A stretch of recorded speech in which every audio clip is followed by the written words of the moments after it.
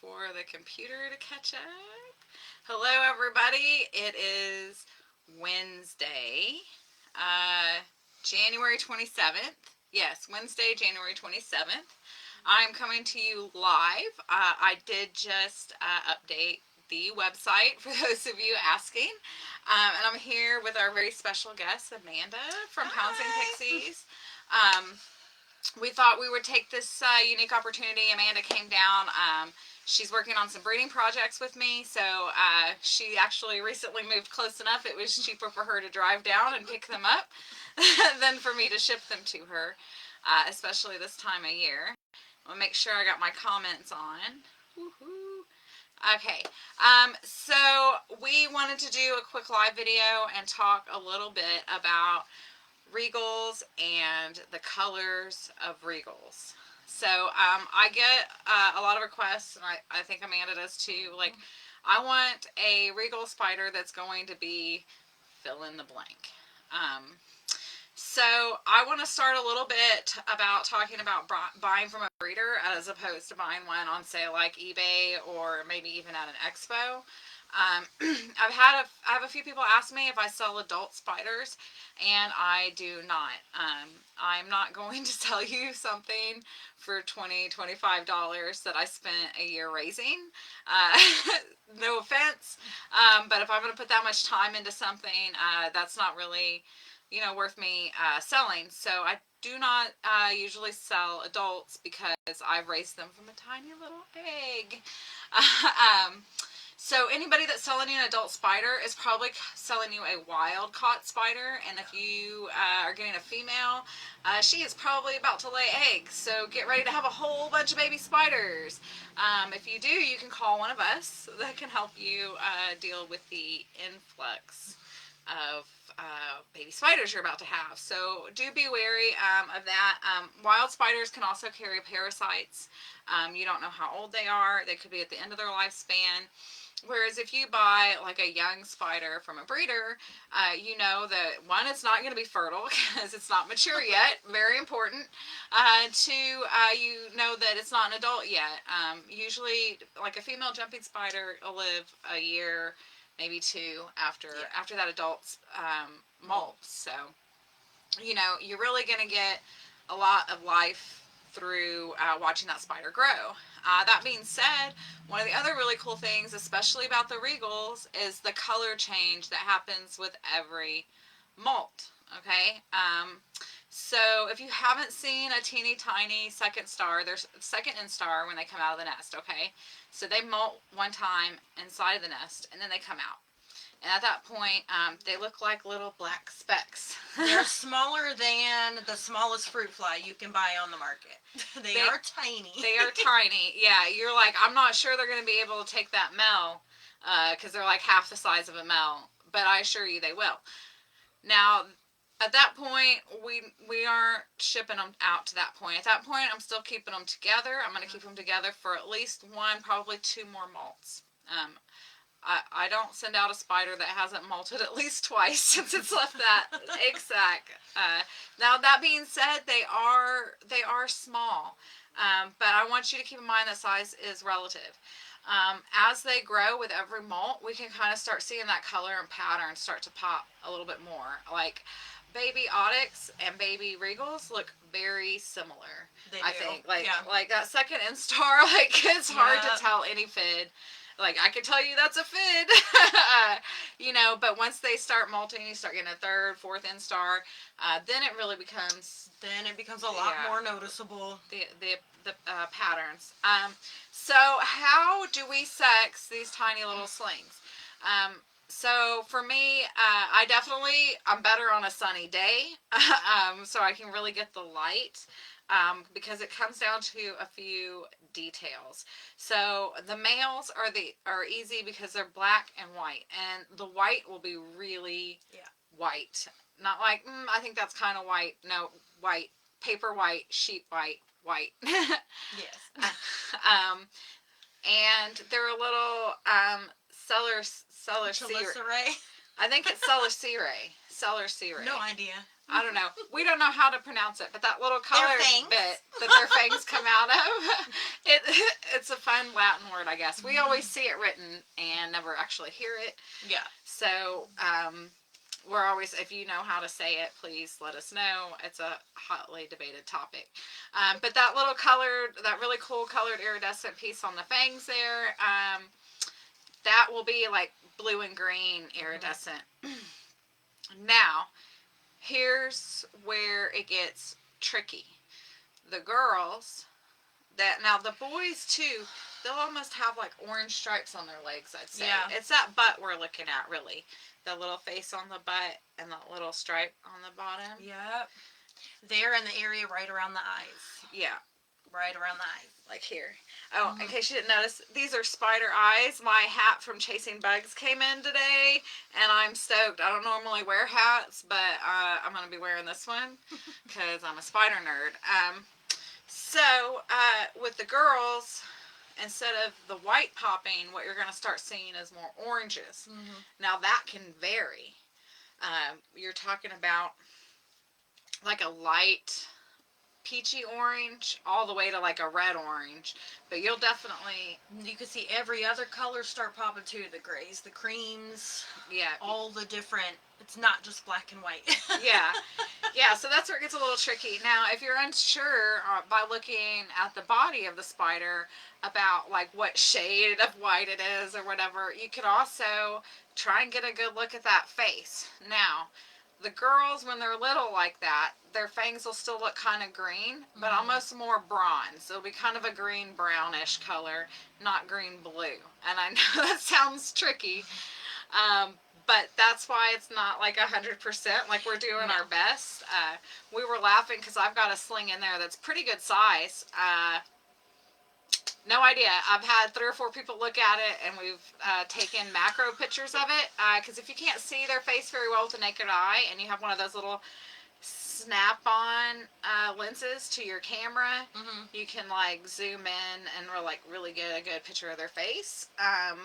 And tell. Oftentimes when I send spiders out, I can't tell with my eye, but somebody will get their spider and take a picture with those macro lenses, and I'll be like, oh, that's a boy or that's a girl. So the face can also be an indicator.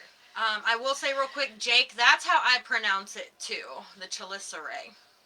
Yeah, I think that is, I've heard that one. I've heard a couple of different, I'm not good enough. Heard a lot. I'm not good enough to say what's right or what's wrong. But yes, that is the word that we're talking about. I won't try and spell it either because it's also not spelled like a normal English human word.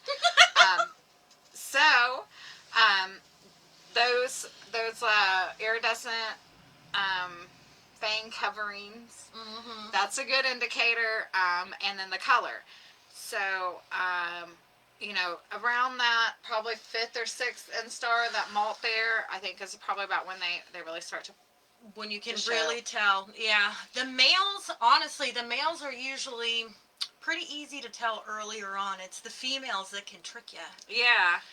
Because sometimes. Well, it's tricky too. So, people often tell me that they want a spider that's going to be a certain color, but here is the fun thing about Regals is they're going to change color with every molt. Yeah. So fang sheath, I like that. I'm gonna start using fang sheath. That's right, because they're weapons of mass destruction to a fly.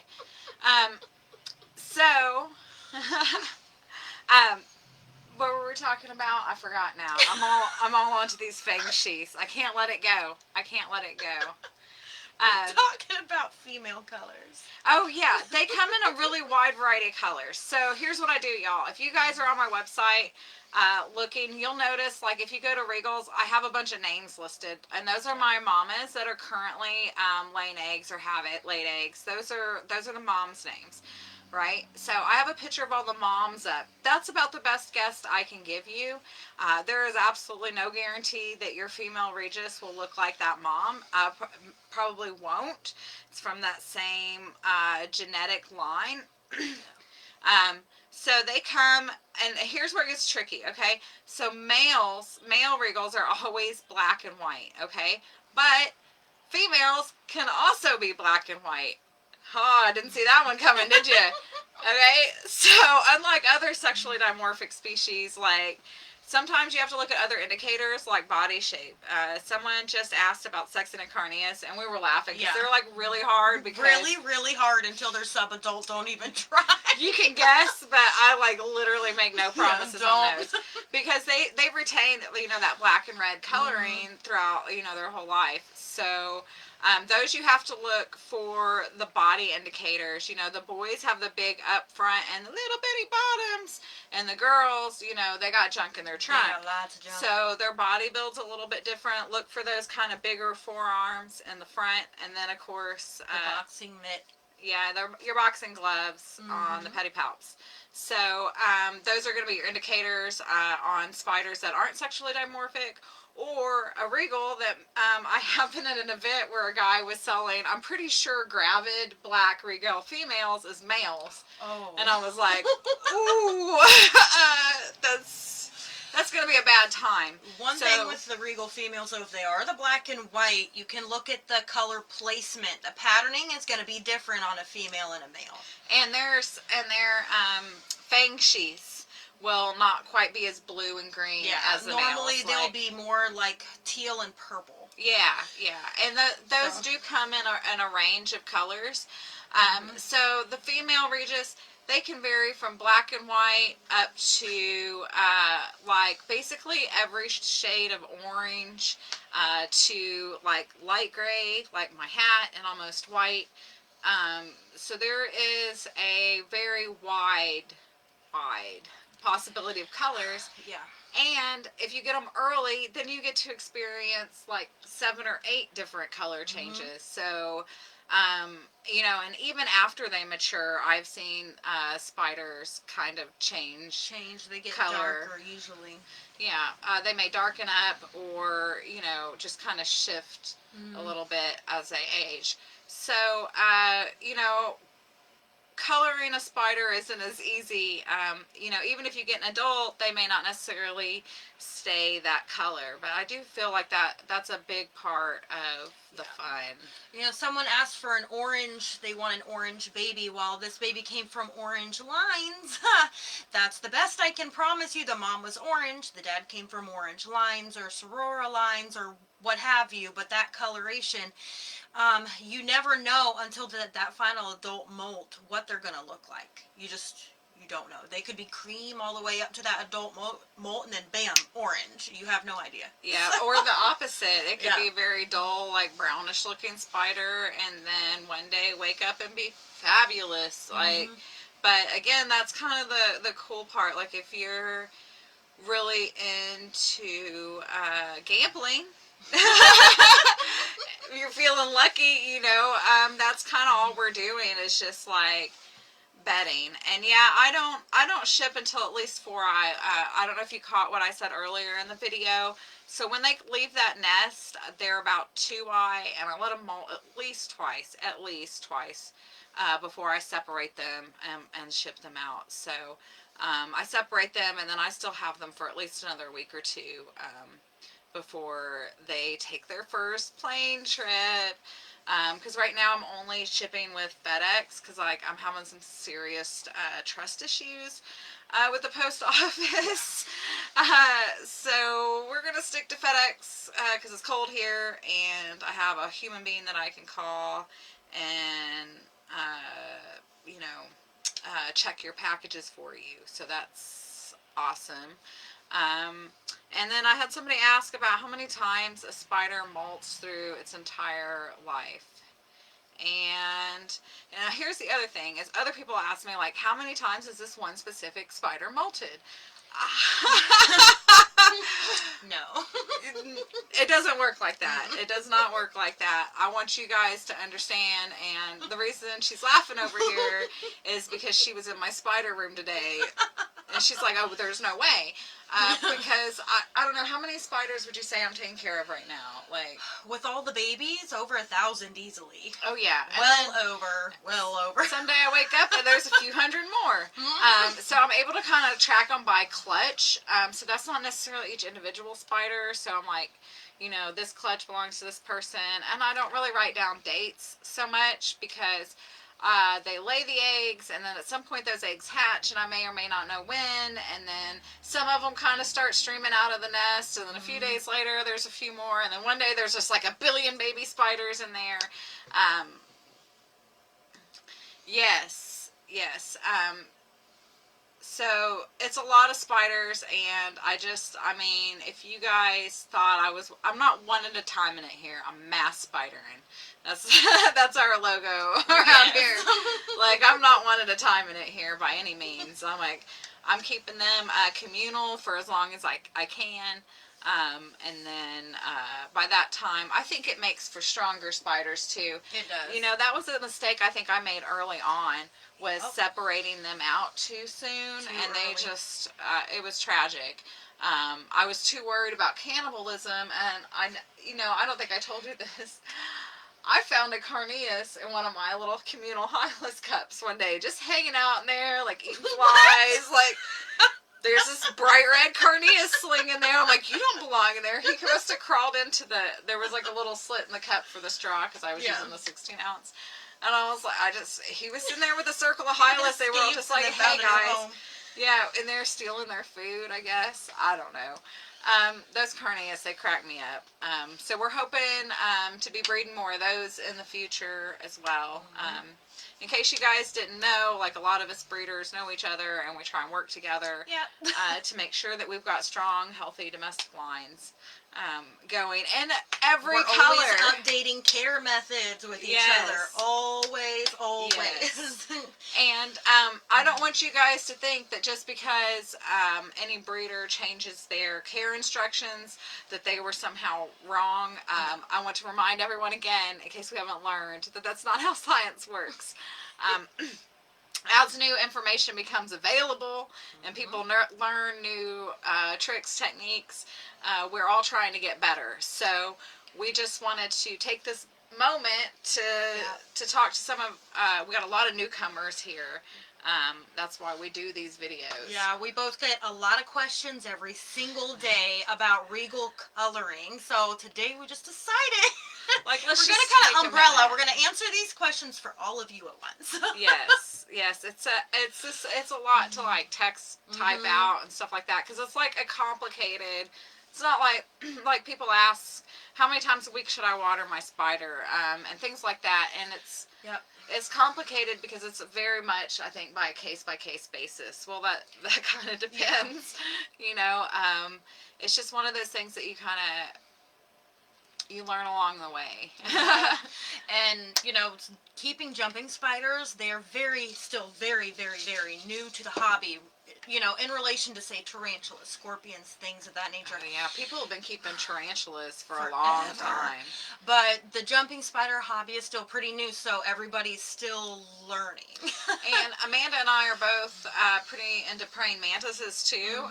And that is also a very old hobby, believe it or not. Yeah. And I find but it's still changing all the time. It is. All the time. The tarantula hobby, too. Like, you can tell an old school tarantula hobbyist because they still use sponges in their water dishes. Yeah. You've been keeping tarantulas a long time. You know, but it's also really important that you... That's a big no-no, by the way. Yeah, you don't want to do that. It causes bacteria. But that's something that we've learned along the way. But so it's very important, even if you've been in the hobby for a while. I think Amanda's been in it for like 5 years, and I've been into it. This is like my 3rd year. The smaller invertebrates, the bigger stuff, a long time. Well, I mean, long time. I only became aware of it like 3 or 4 years ago, and I got into it pretty quick. This will be my 3rd year of breeding spiders.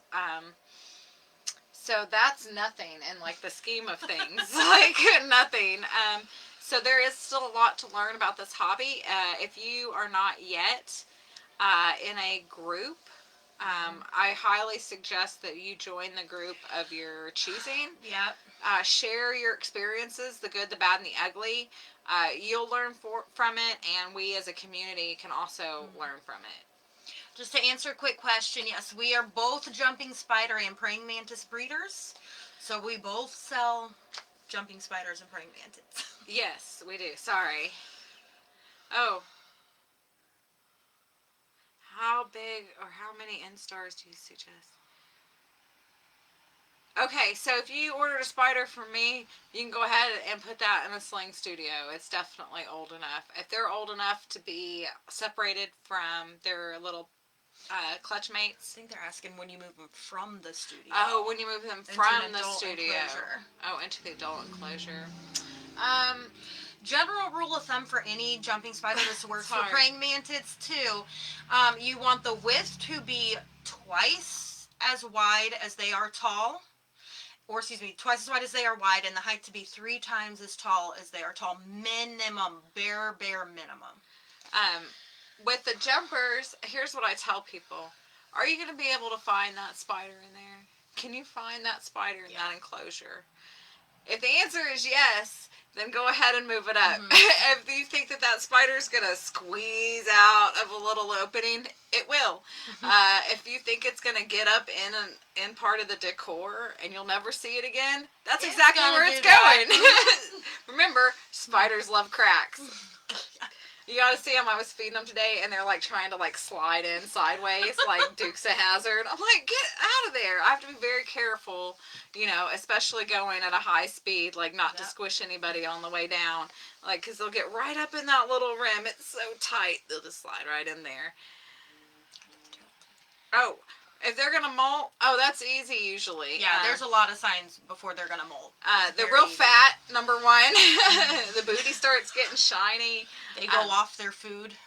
They will at some point. I know it seems like they never will, but at some point, believe it or not, they will start refusing food. They're eating machines right up until pre-molt, and then most importantly, they make that hammock. It's very important that you do not disturb your spider in its hammy. Ever. It may or may not be molting. But whatever it's doing in there is its business, and like you need to respect its privacy. It probably is molting, and they're very delicate during that time, so it's important to have their privacy in their hammy. I get the question a lot. How long does it take them to molt?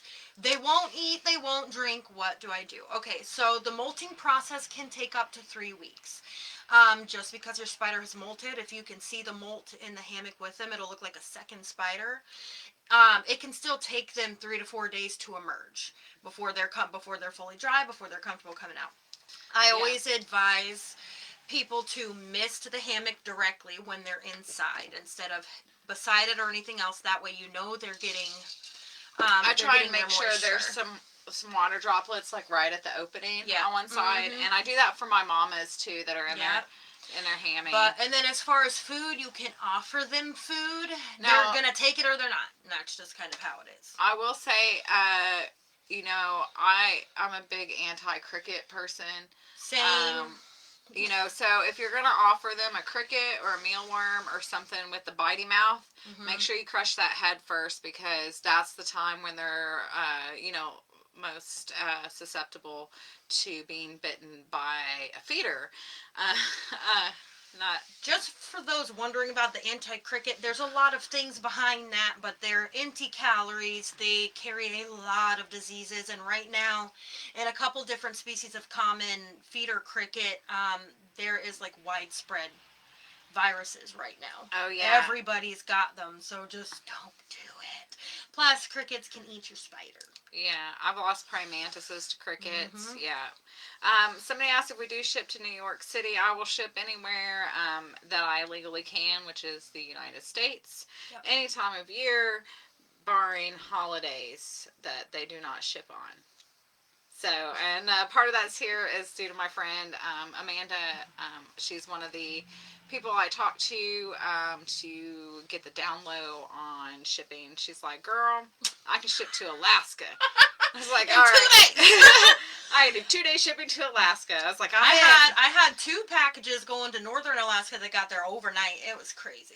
Oh man, even the overnight usually takes 2 days. Really fast. But I think I sent one overnight and it took 2 days, maybe. I don't know. I did send one to Alaska not too long ago and it arrived. And I've sent them places colder too. But I got the 72-hour heat plaques because I don't play. Yeah. I am waiting on more boxes, but they should hopefully be here Friday. They were on back order. I had to kind of find some boxes to fill orders last week, but I got more on the way. So we should be ready to go.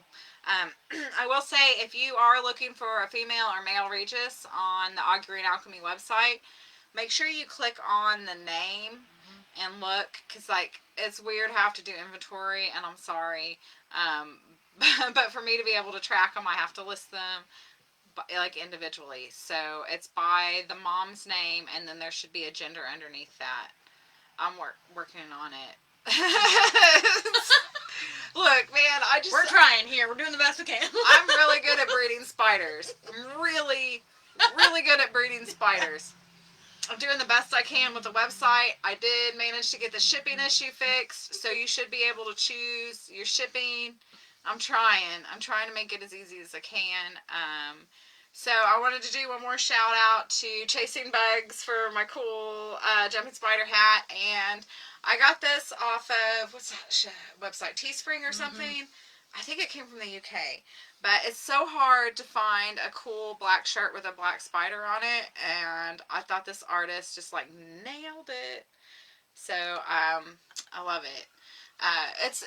The struggle is real. Like, if you love black and you love black spiders, you know.